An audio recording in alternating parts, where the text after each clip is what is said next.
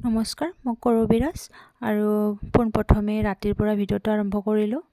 যিহেতু ভণ্টি বনাইছে আজি ৰাতিৰ সাজত, তাই কিনো বনাই আপোনালোকক অকণমান দেখুৱাম বুলি ভাবিছোঁ। চাওকচোন, পাচলি বনাবৰ সময়ত পাচলিয়ে বিচাৰি নাপাওঁ, কিনো বনাওঁ কিনো নবনাওঁ। আপোনালোকৰ হয়নে তেনেকুৱা?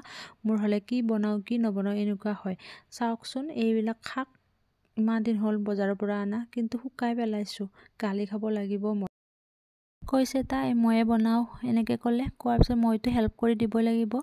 মই এইফালে আকৌ আলু, আদা নহৰু এনেকৈ আলু কাটিলোঁ আৰু আদা নহৰু অকণমান বটি দিলোঁ। যিহেতু সেইখিনি হেল্প কৰি দিলে বহুতখিনি আগবাঢ়ি যায়, কামখিনিও হয়।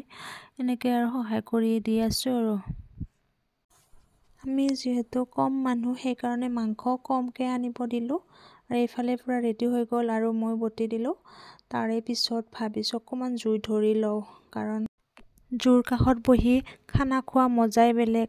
আৰু এইফালে আকৌ হ'বই মাংস অকণমান পিছত। আৰু ভিডিঅ'টো বেছি দীঘলীয়া নহয়। হৈ গ'ল আমাৰ মাংস। তাৰে পিছত মই টেষ্ট কৰি জনাব লাগিব কেনেকুৱানো হৈছে মাংস, কেনেকুৱানো বনিছে মাংস, তাকে টেষ্ট কৰি তাইক আকৌ জনাব লাগিব। একদম মজা হৈছে। তাৰে পিছত মই আকৌ চালাড বনালোঁ। এইফালে হৈ গ'ল। তাৰে পিছত আমি এতিয়া আৰু খাম লগে ভাগে। এইফালে পূৰা ৰেডি হৈ গ'ল। এয়া মাংস আৰু ৰুটি আৰু চালাড, এনেকৈ আজি ৰাতিৰ খানাটো খাই দিলোঁ আমি। আৰু মোৰ এই অকণমানি ভিডিঅ'টো যদি ভাল পাইছে তেনেহ'লে লাইক কমেণ্ট দিব। আৰু ভিডিঅ'টো শেষলৈ চোৱাৰ বাবে আপোনালোকক ধন্যবাদ মোৰ ফালৰ পৰা।